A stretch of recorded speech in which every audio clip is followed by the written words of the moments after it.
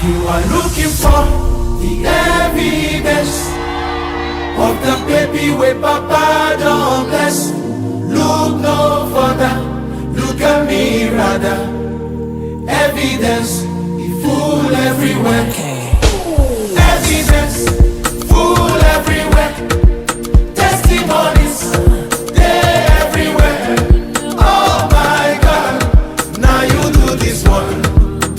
Evidence, full everywhere. My testimony be like light. Then there's a step between us and yourselves. You don't share with us.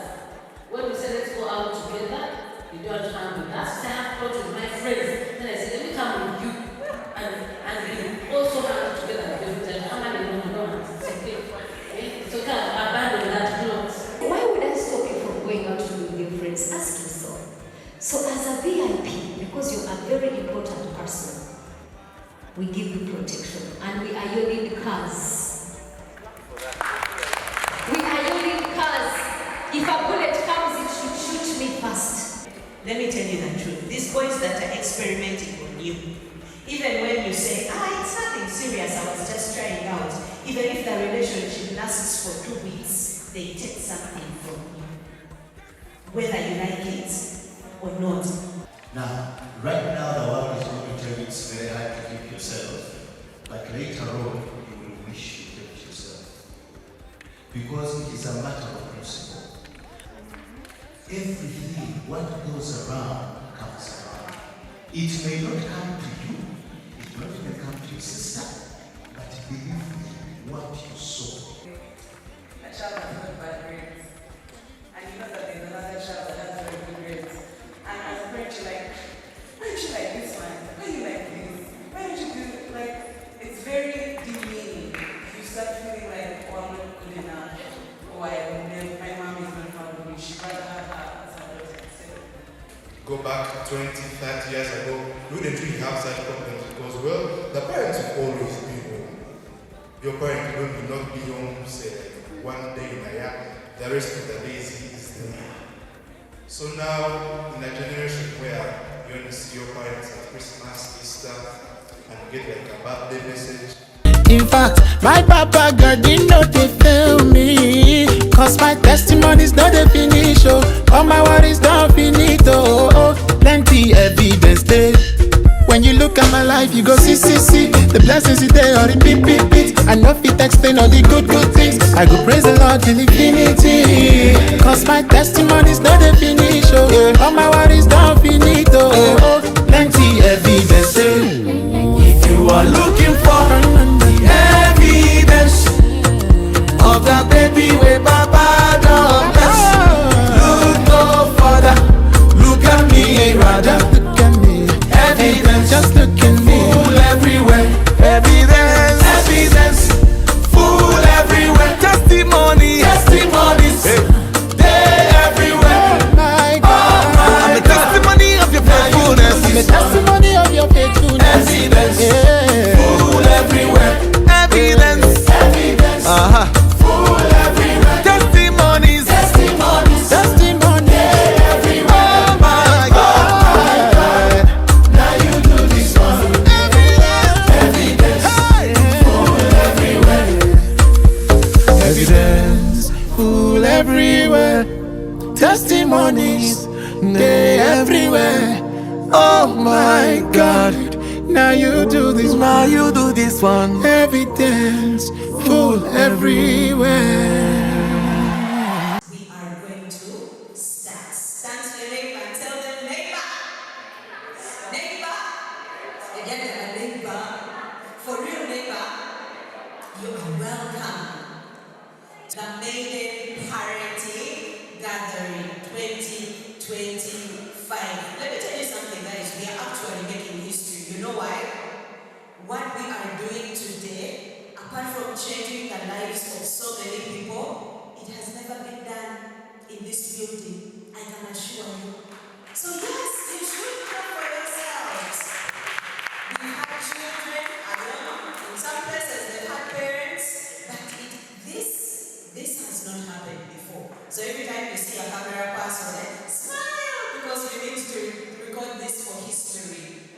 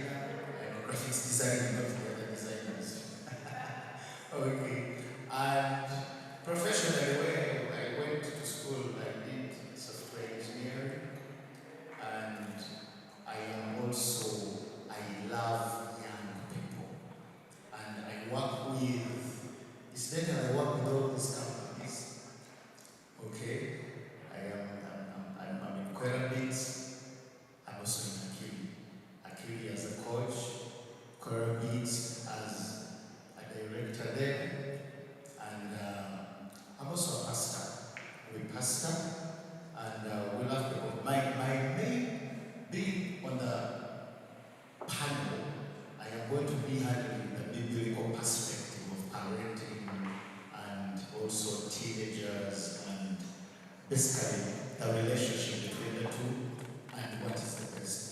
Other than that, I was told we're supposed to just pray and start. We are excited, we shall talk more, we shall share more. We are encouraging everyone, feel at home. Okay? Feel at home. And how many of you are willing to make friends with me? Personally, I hope I can make a friend or two. Alright? And we're excited to have you. Let me also say this. We don't take it for granted that you respond. You know, you could have had this hall and when it's empty. Not so? So can we clap for ourselves for being here? And the organizers of this function clap for this people. We understand and thank you for your time. Now let us stand up and pray.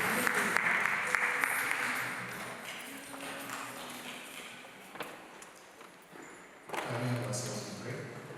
Father, in the name of Jesus, we thank you for this morning. We thank you for 2025. We thank you for our parents around, and we thank you for our teenagers, for the children around, and for the young lads, for the young men and young women.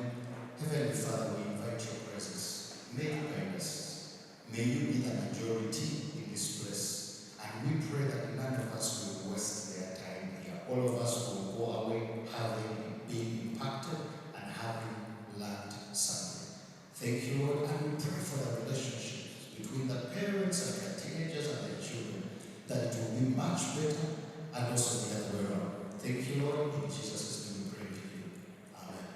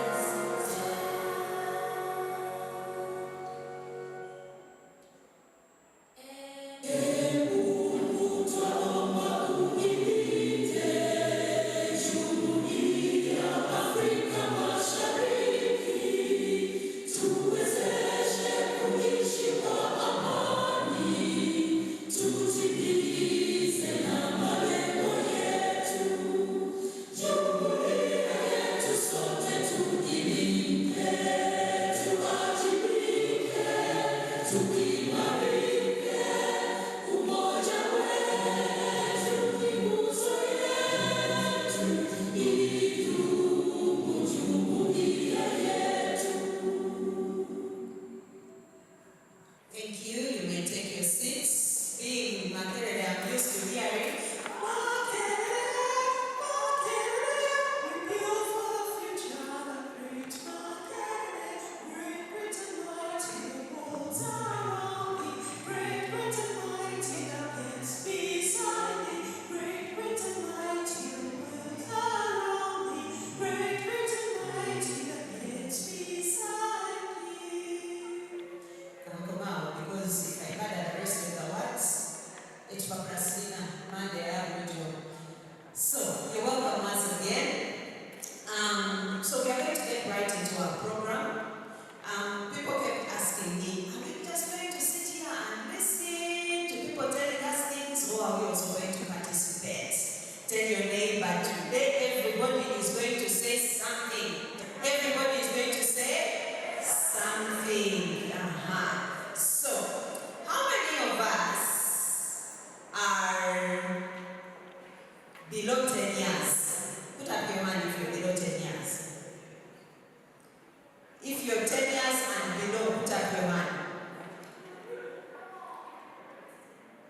10 years and below, put up your hand. You're not yet 10 now. Sorry, blame mommy.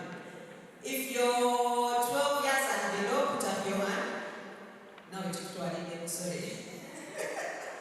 12 years and below, alright. If you are 13, 14, put up your hand. 13 and 14, put up your hand.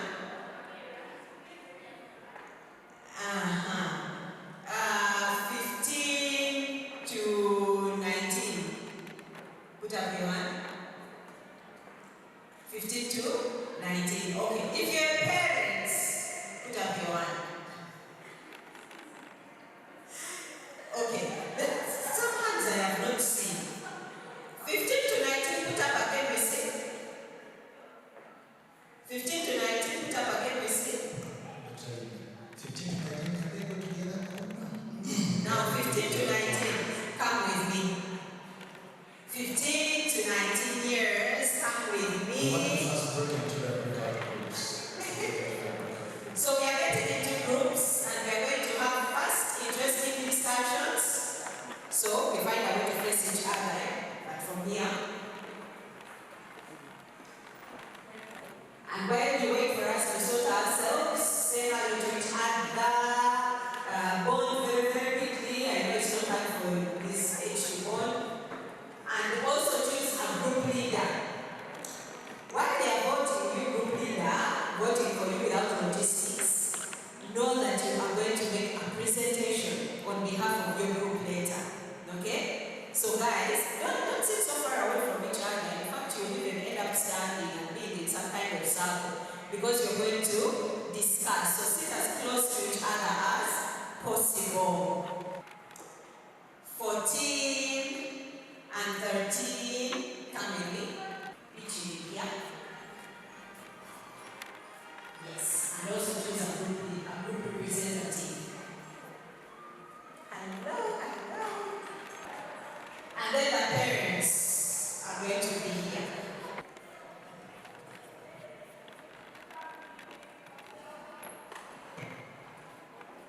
So, in our groups, we are going to discuss.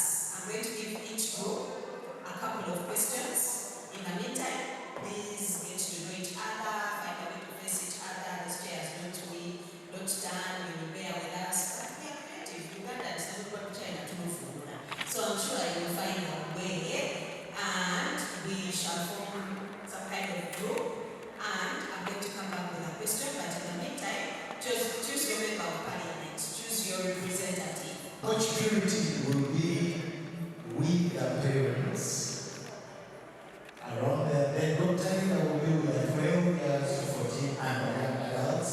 I will be able to check on my favorite group. That so far as I started discussing everything. Now, one thing that Dr. Linda did say, for our children, we shall give papers where you can write anonymous things that you believe that us parents should know about. Okay? If you think there are things we are not doing correctly, anything alienating you from us or us from you, write them. You can suggest, you can ask questions, you can complain. Just don't put your name, because we shall read everything you put there. Understand? Don't put your name, and we shall not share these things with the parents. Parents also, we have things we are going to tell you today, because we came to discuss, not so. We are going to listen today, and we will not be, who knows that game? We shall listen, but not judge. Okay? So whatever, that thing you've always wanted to tell mommy, write it. Okay? That thing you've always wanted to tell daddy, do what? Write it. They will not know you're the one who has written it. Alright? But also as parents, there are things we are going to tell you. You will also listen, but you will not judge. And we shall all get our way forward.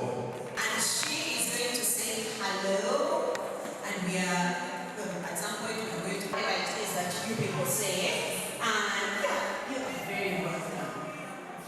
Good morning, everyone. How are you? My name is Maureen Nagai. I'm the Maiden student at high school, and I'm so grateful to be here. I can't wait to speak to you, have a conversation with you, and honestly, I can't wait. You are welcome. And now, I am going to take you out of the palace, and you're going to join the local, the rest of us, locals. I think your clan, your tribe, is over here, but I won't even let you walk by yourself, please. With me. So you go, please. You can relax.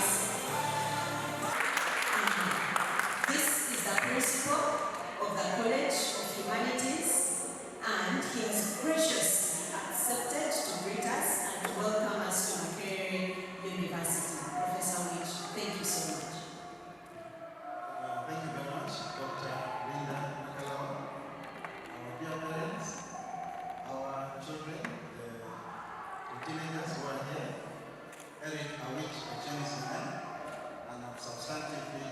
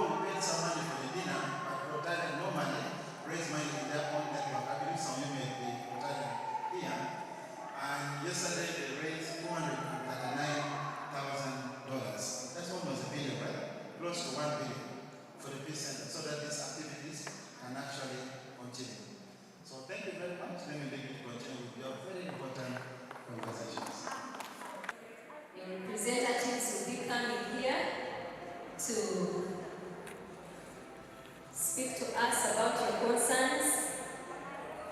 All the different groups, we want to know what is that one thing, if you are a parent, you do different.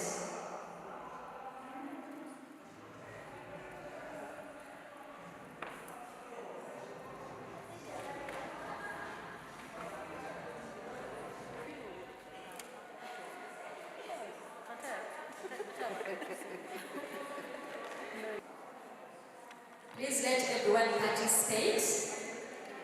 Don't go away when your question is not answered. There is no judgment today. We said we listen, we don't judge. Even the parents have said they listen, they don't judge. And also we are not even going to put names, but you will know when your question is being answered. So feel free, because you don't want to be out there and be wondering why and how. Everyone should be very actively involved in this. And by the way, parents, we shall also allow teenagers to respond to you, so that teenagers can also provide their feedback on your questions. You are ready? We also have questions. Parents also have concerns and questions. And you listen, you don't judge. Then, Ashka is putting her hand up.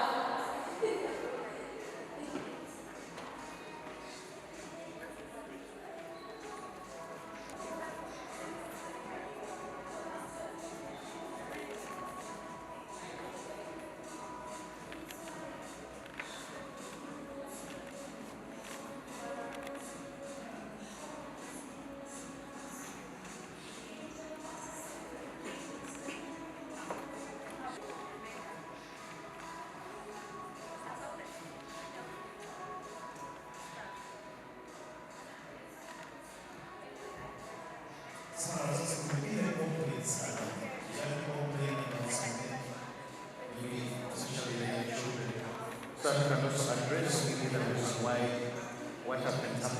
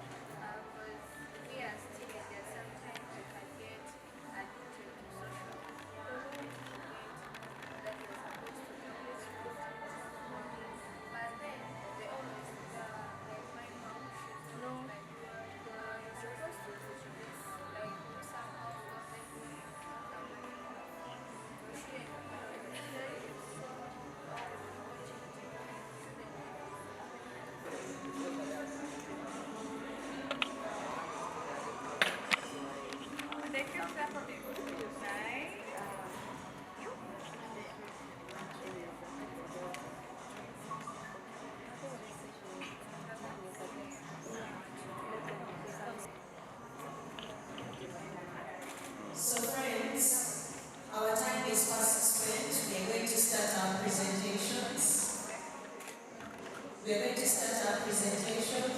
Just 1 minute to wrap up. Sunday school. Is 1 minute enough for you? Don't worry, I don't know your name. Baby class. Is 1 minute enough for you? So let's take a minute to wrap up. And remember also, I will need them from everyone. If you don't have a tight question to write, please drop for me 50 stars. But everyone needs to write something on those papers. I will be collecting them soon. So we are going to get back into plenary. But I'd like all of us to sit on this part of the room. It looks good in pictures. Let us go. We will all fill the front part. You can go back where you were sitting, except if you were sitting in the back, because I'd like all of us to be at the front. And very soon we are going to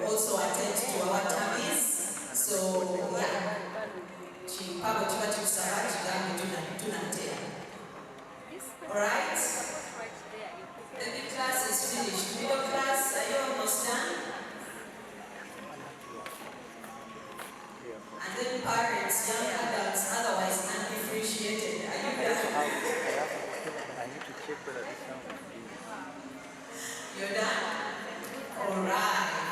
So you're going to get back to our seats. Have you also written for me those small notes? That question you don't want to be traced back to you.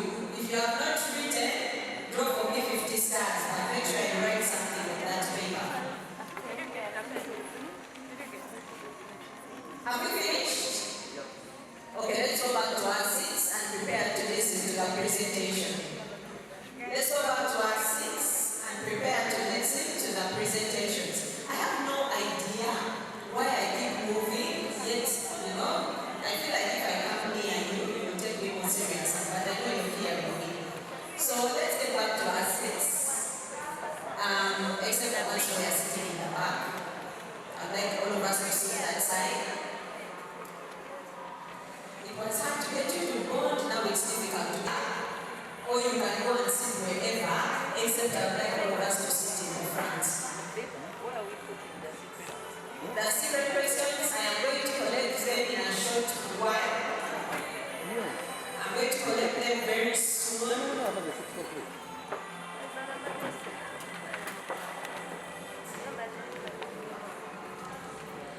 Let's get back to our seats.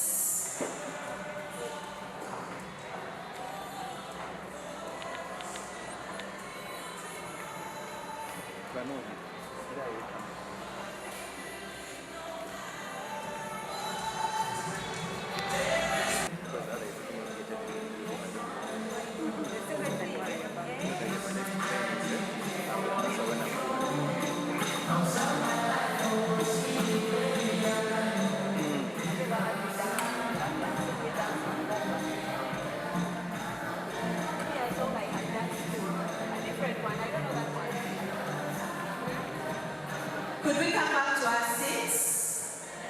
Please don't mind Apostle Elisha. It is very difficult to... I was going to say something that would get me in trouble. Oh, okay. You know how other people say that... Anyway, let me not say it. But it is very tempting. Papa will forgive me. You can take someone out of Budaka. You can take someone out of Budaka, but it is very difficult to take Budaka out of them. So, my papa here cannot help it but try to see life through a lens.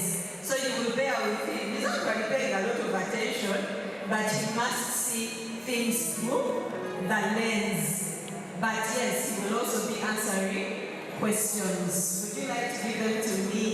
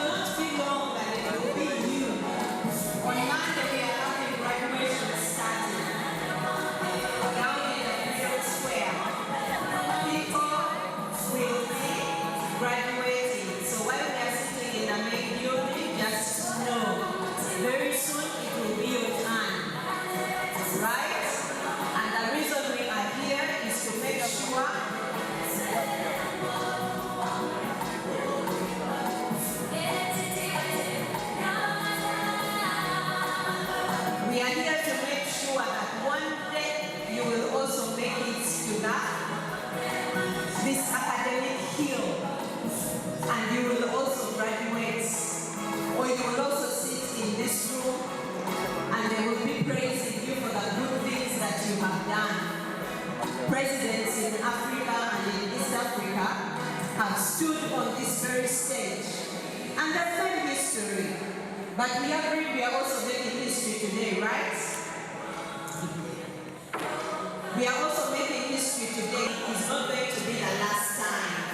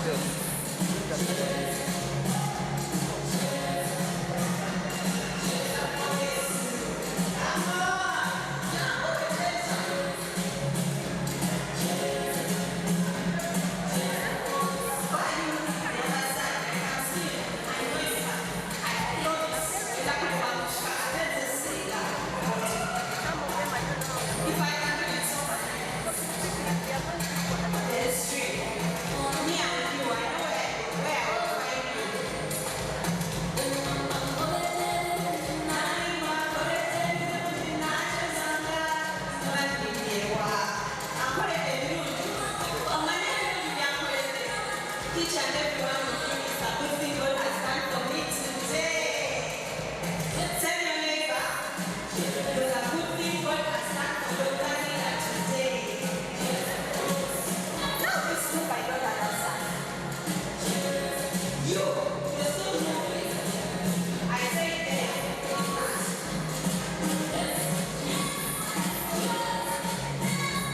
I will be fast because I won't pass them. The twins, preteens, and then we shall have the teens, and then we shall have the young people, otherwise undifferentiated, and then we shall have the parents. And now we are going to have a presentation from who is 13, 14,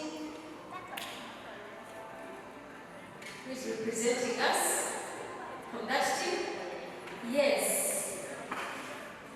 Keza, please come. Clap for her, she comes. So that everyone can hear Linda, you know that?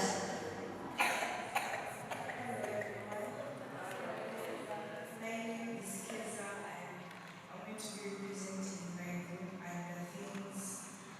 I'm going to be reading the thing our friends go through at school and I'm so like we share stuff and I'm going to be sharing what people share. Number one is peer pressure. Friends tend to pressure us into doing certain stuff. And someone else shared their friend was raped by a teacher. 𝒂𝒊𝒂𝒂𝒂𝒂𝒂𝒂𝒂 that time, and she feared to go to her mom because her mom is very strict. And someone else shared that kids date at school without their parents knowing. Another one said that their friend at school sneaked a vape at school. Sorry, what's that? What's a vape? It's a cigarette, electronic cigarette. Electronic cigarette. Oh, it's a Yeah. please, parents, take note while these teenagers are giving their presentations. Someone also said that some teachers treat other students unfairly. Someone else shared that girls tend to crush on boys but cannot tell their parents because their parents are tough. And another one is mental health. A child can be at school and is struggling with confidence in themselves. They feel like harming themselves. And now I'm going to my second question, which is the things we appreciate about our parents at school. One is when our parents ask if there's anything we need. When our parents give us stuff without us asking. When they celebrate our little achievements. When our parents give us money and keep their promise of avoiding us for us and our lives. That's it for our Let's clap for Keza. Wow. Parents, how do you feel about her presentation?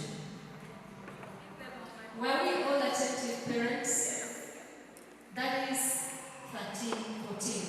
She just did her P7. She's in vacation, and we've all had.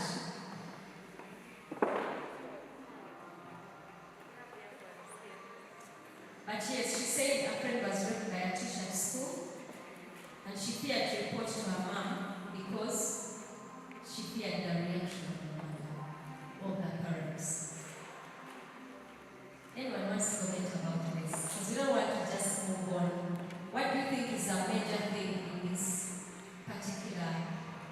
statement. What is Maiden? What's I think there is fear and maybe there is no communication between the partner and the communication is not good. So she get Is this common? Teenagers, is this common? Would you fear to tell your parents something if something so bad happened to you and you think you'll be blamed? Okay, your sister says no and you say yes. Why do you feel like that about a parent? Why would they tell me that you've heard what she read? Why would you fear to tell your parents? Someone tell me. Give me a particular reason. Yes, Ashka.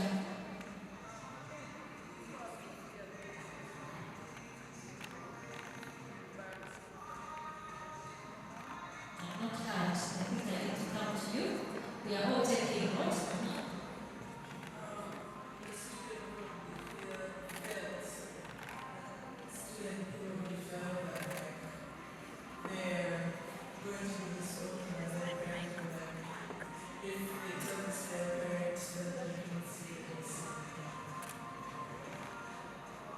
So if you don't tell your parents how they passed you, who do you tell? Remember, it's not like you take yourself there. Because here, it was that you were forcefully. Yes, you're putting up your hand. What do you want to say?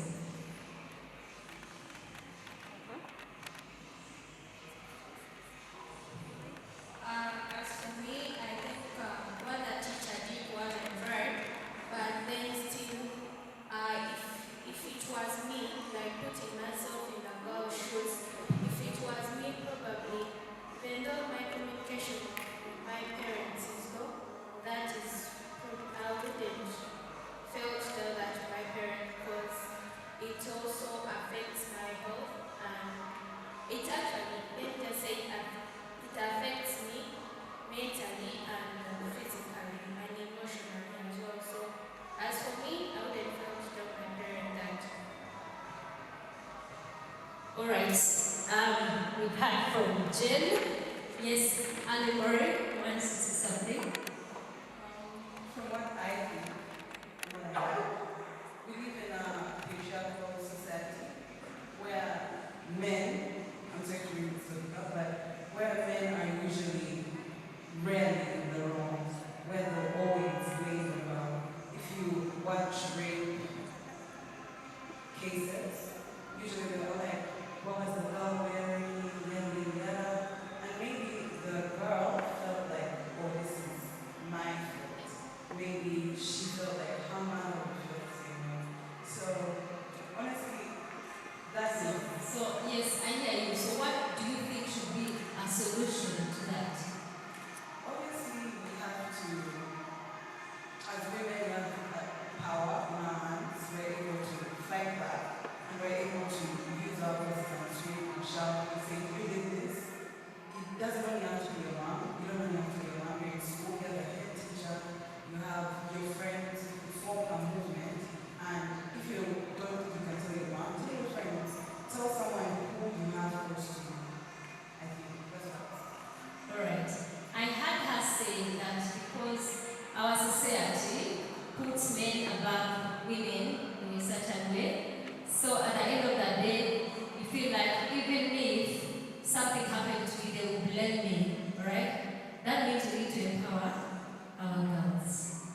Let them know they are worthy, let them know they are wings and temples of God, let them know they can speak up, okay?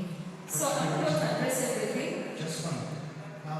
Now, they have raped a student when the student is at school.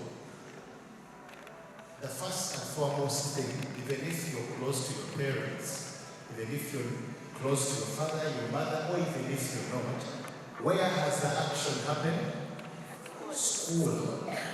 There are policies and there are structures where schools have, where they address such things. So please, before you even come to us, you're going to go, if it has happened at school, go and report that issue to to the teachers. Why? Because finally when you come back home and you tell us, they will claim. I know there are schools where head teachers themselves do it. You understand? But as far as that, even if I wanted to come in and enforce, that very head teacher will say, if she had come to us first, you understand? If they had, it is okay for you to go to your teacher, to the head teacher first, and even if they say no, you would have fulfilled that first step. You understand? But don't just go alone, go with a friend. We've understood. Go with a friend. That person should have, you get someone and you go. The friend is the witness that you reported the issue. I wanted to add that, okay? I know it is a parenting thing, but that is a very serious case that must be addressed immediately as it's happening, or as soon as it is happening. Thank you so much, Apostle. Yes, you have something to say? I also wanted to add something that when it's rape, there is like more to it than just the fear of not telling someone or something like thinking about what to do next, because there are other things. It could be diseases, for example, HIV, it could be pregnancy that needs to be captured early. Like, let me give an example of HIV. You need to take the medicine to prevent you from getting the HIV within the first 72 hours. So if you don't report early, it could get late and get positive just like that. It could have been saved. Thank you very much. That was an unfortunate incident, but I want you to know. Now, some of these things are answering the questions that you've asked. Some of us have already seen them. Why do my parents refuse me from going with not my uncles? That driver is always there. What? The people who rape can be your relatives. Yes, the world is crazy. The people who rape can be your employees at home. Today we came to talk about things, so be ready to hear them. Because we are exposed and things are happening everywhere. Okay? So when your parent is like, why are you dressed like that going out? Because for them they know you're not in the other person's mind, but for us we have already been in that person's mind. We know how they think when they look at a girl dressed like that. Meaning, you can actually be raped. Teenagers are together. How many understood this? Alright, we can't go through all that.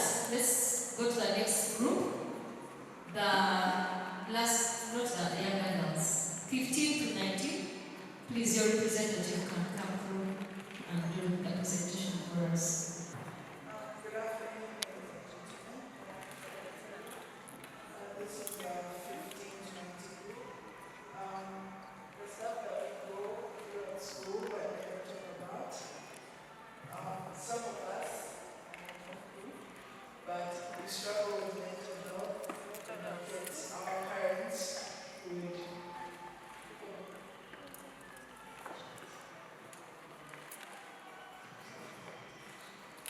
sometimes we don't tell our parents this kind of stuff because of the way they would react to these things that we're going through, because of how they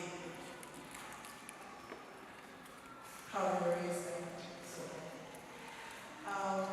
Sometimes we argue and we have misunderstanding with our friends at school, but that doesn't really affect us, so I don't think that's really a problem. Then,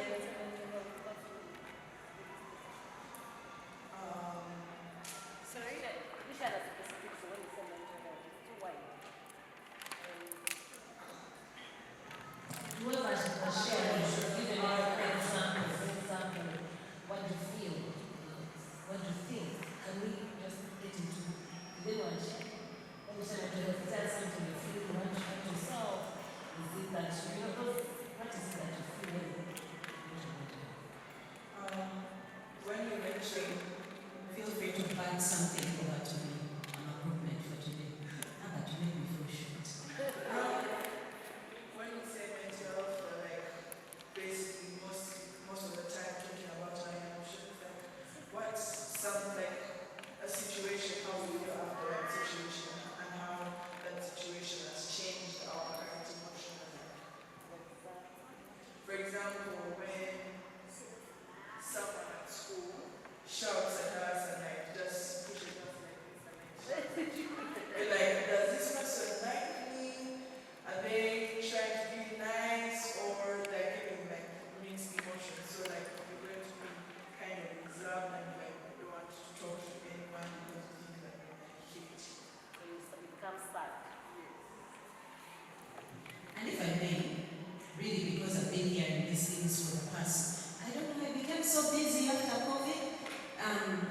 emotions, very big thing. Olivia, you asked, what type of mental health issues? Let me just say it. I'm channeling a teenager right now. The mental health issues that I'm seeing in my practice, I'm a psychologist, I'm a therapist, I'm a counselor, I'm a teacher, okay? The truth is, when it comes to, it's definitely not the young people that are here. They're not the ones I'm talking about.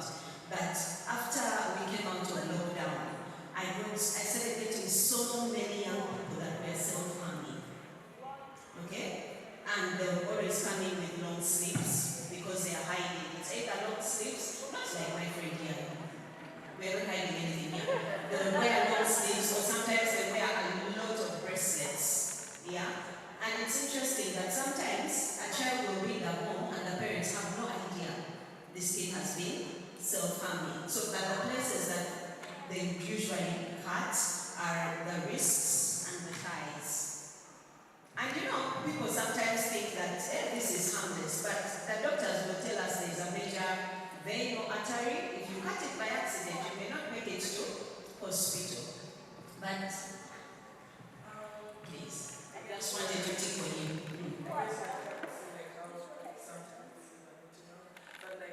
Also, sometimes when we are affected by certain situation, when we go onto our phones and start scrolling Instagram, TikTok, Snapchat, that's kind of releasing and removing the stress and the effect and starting to think about something else.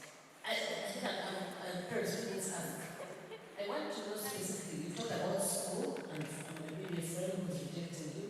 There was something connected to parents. Some of the things that a parent can do or has done that would cause you to feel some emotions, and sometimes, some of you don't self-harm, but also have self-harm. What has been done that has driven them to start self-harming?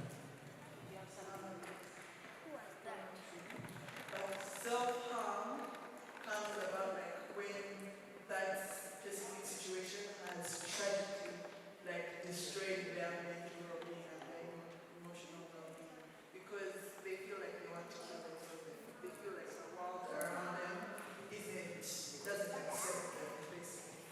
Then things that parents do, no offense, but you can be sitting down there, videos, stuff, they just insult you. How? No. Yeah, you got that friend.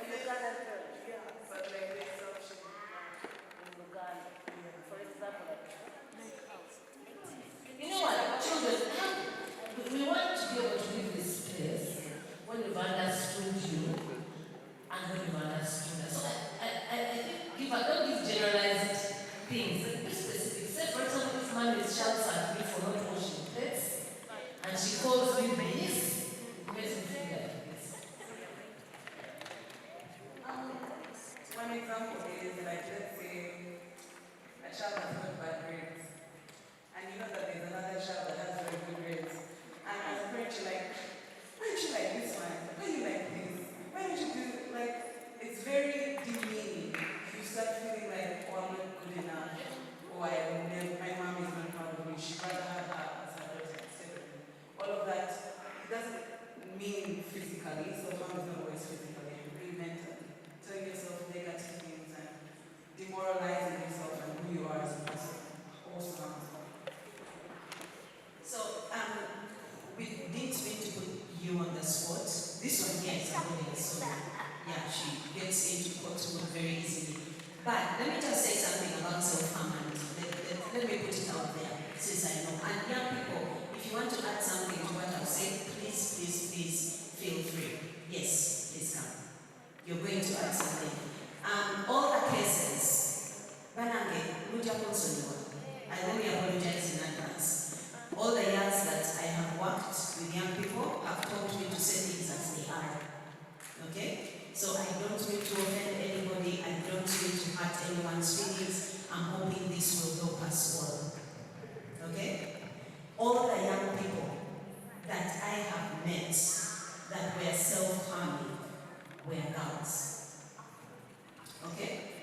That doesn't mean that girls are psychologically weaker than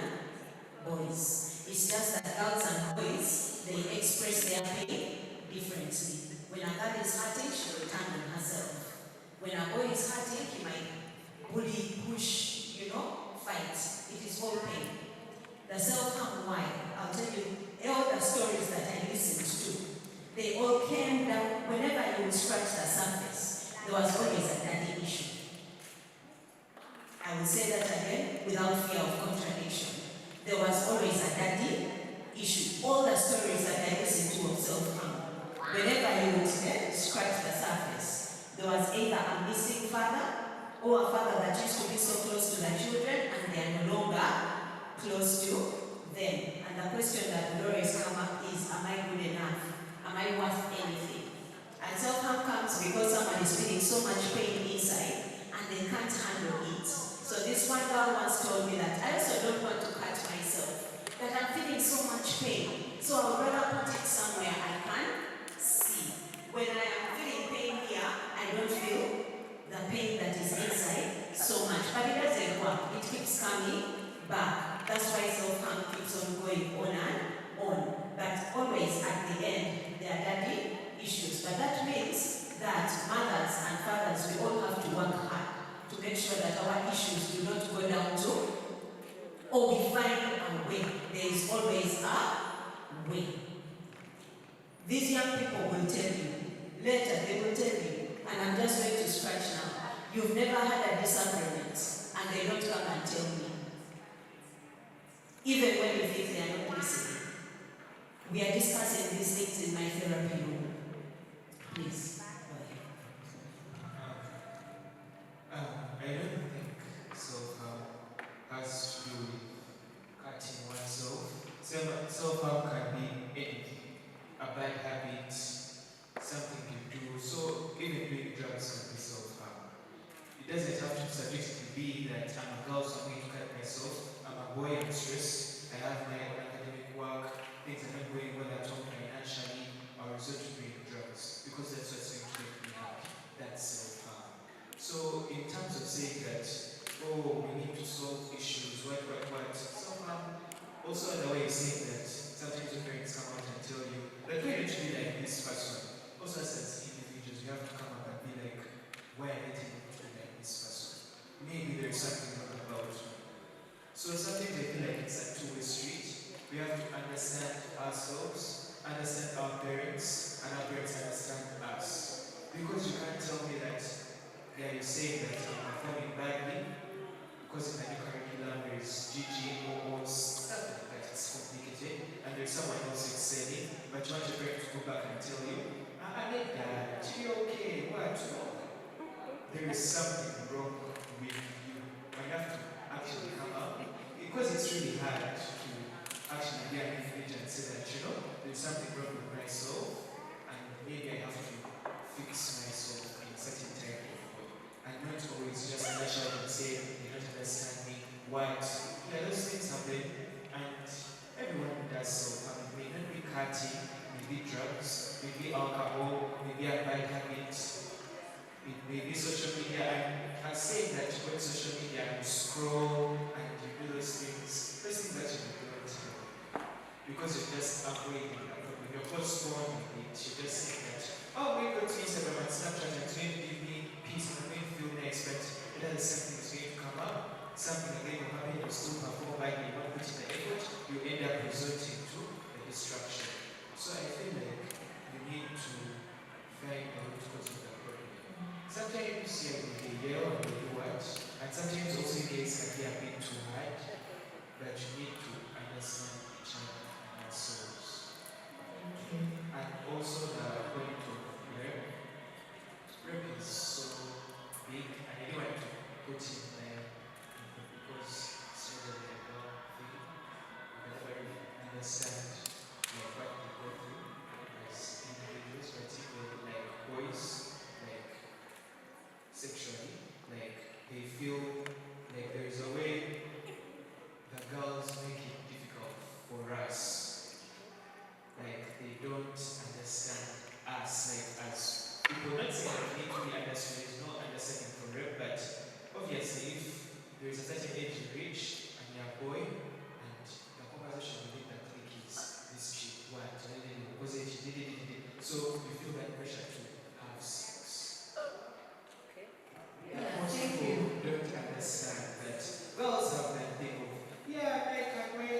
And then they come with their mini. Yeah, but then, like, boys, I'm not saying that pressure needs someone into real. I'm not saying that's it as subjective to real.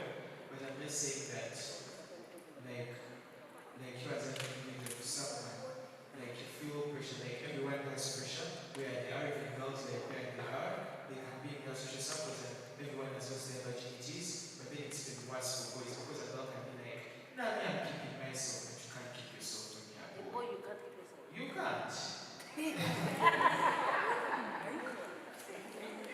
Okay, thank you very much. Thank you very much. I think that was an important thing to talk about. When was my way, he said that as they grow as boys, they also can't resist pressure.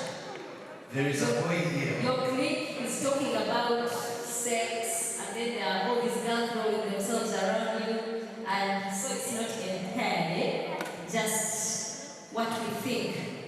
We also need to step in, maybe this how one. No, but I think for people, I don't know what that. Let's proceed to my parent. No, we are talking that these days we also have the issue of boys being sodomized. Exactly. It's what I wanted to talk about. Alright. Yeah, I want to talk about two issues. I think if now listen, I've heard that for boys it's very hard to be there, to keep yourself. It is, let me tell you this. One thing I've said, I'm going to make 44 this year. You understand? The gentleman was just, okay, are you still in secondary school? You're in senior one. You're in senior 6. Now, right now the world is going to tell you it's very hard to keep yourself, but later on you will wish you kept yourself. Because it is a matter of principle. How many of you feel so hot? Usually I get so hot and I sweat. I'm telling you, the only thing I hate about Adam and Eve is that they sin and we started putting on clothes. I'm telling you, my brother walk, but do I walk like that? Because society has particular rules. What you sow is what you reap. Today, you might take advantage of one girl.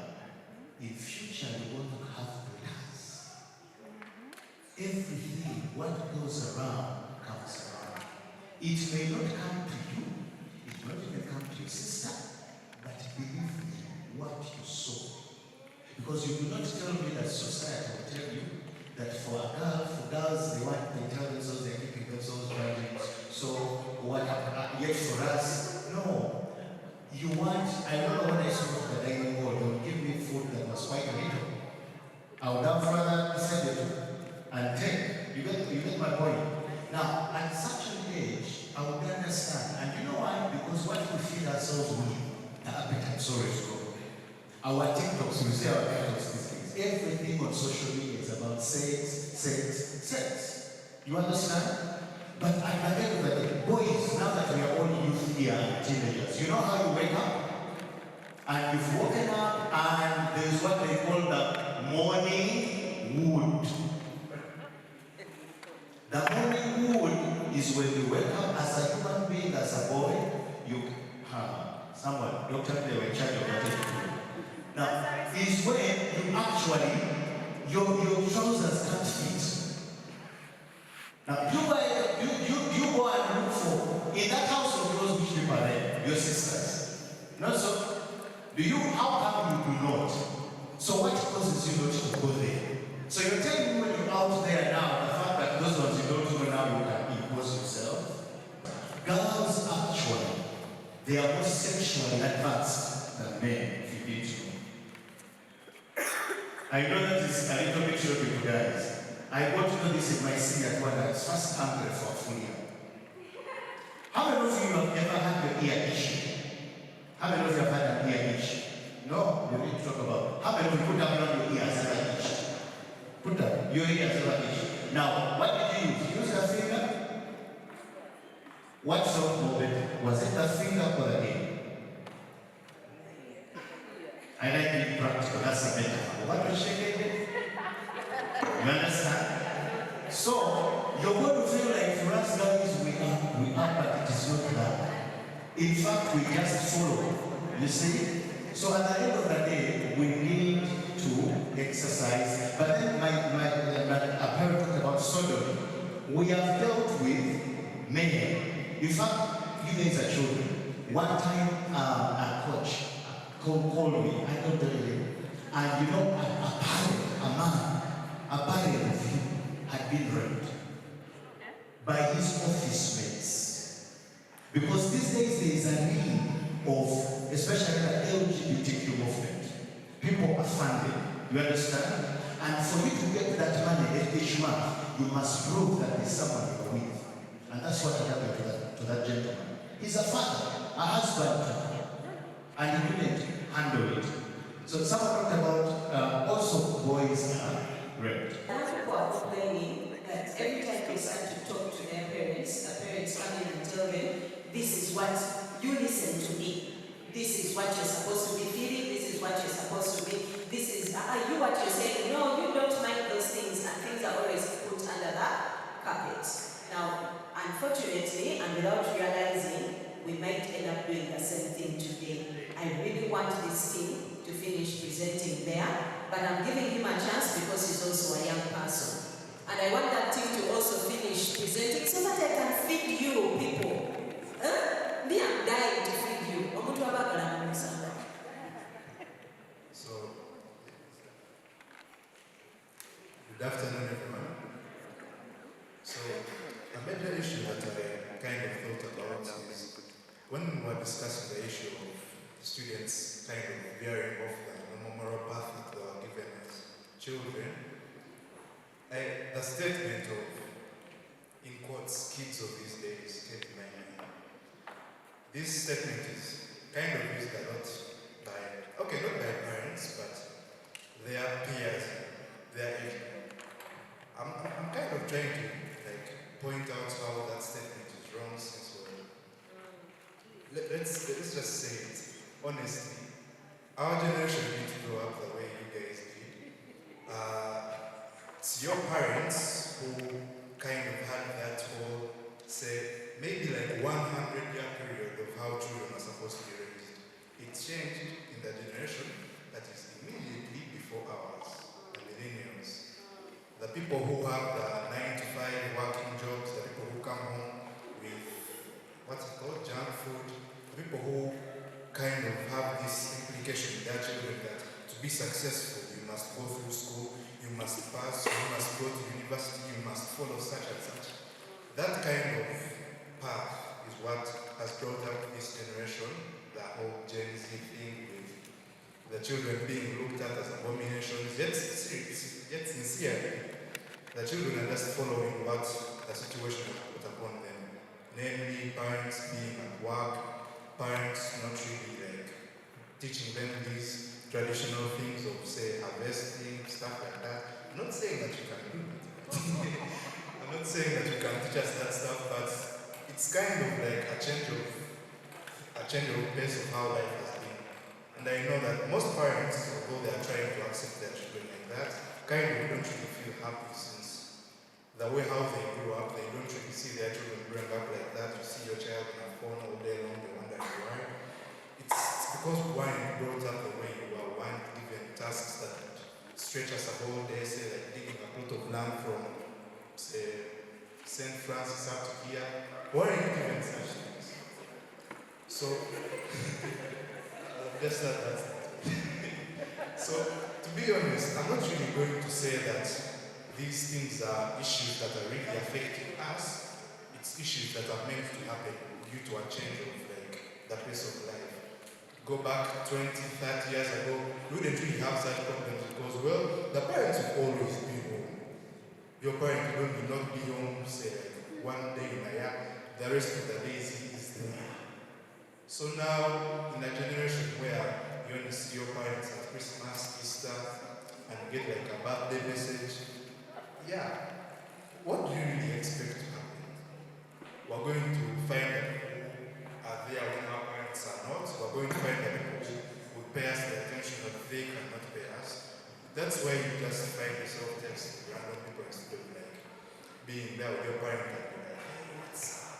So these things of, say, the parents being busy, 9 to 5 jobs, all children kind of like sort of wanting attention from people that they can't really get from their parents. That's what has brought about all these changes. And I don't really think it can be changed very fast, but small steps can be taken. You can try to involve yourself in your child's life a little more. I don't really know if that can work. Since, well, as an 18-year-old, the distance is about to start growing. I wouldn't really think it would be decent for the distance to grow any further than it already has. Yeah. Thank you so much. The question is, what do you expect? So, could we allow this wonderful set of young people to finish their presentation? And then I feed you.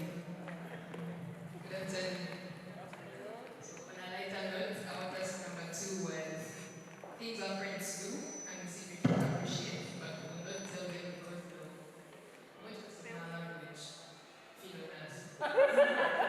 Yes. So one is they tell us their stuff, like their personal things, but we don't tell them ours. Yes, we appreciate that. They tell us what to do, like do this, do the dishes, sweep the yard, this and that. We appreciate that. It gives us direction. Restricting us and putting limits on us. When they ask us, oh, what would you like when they are going, what should they bring back for us? When they tell us the truth, when they support us and they be helpful, and when they care for us. I'm going to shortly explain being supportive. For example, when I want to get a second piercing on my ear, and then you're like, oh yeah, you should do that, that's really cool. Then you suggest the earrings that you should put on, all that kind of stuff. Then also, when it comes to like sports, when you come and watch almost every single game of mine, when you make a t-shirt saying basketball mom, like football mom, swimming mom, when you come just in a whole outfit like the mascot or like something like that, when you come dressed up. Then also when you come to school, when a teacher is being mean to me and like they're trying to make sure that you go back home and meeting, but then you don't actually, yeah. Okay, please clap for them. Thank you so much, guys.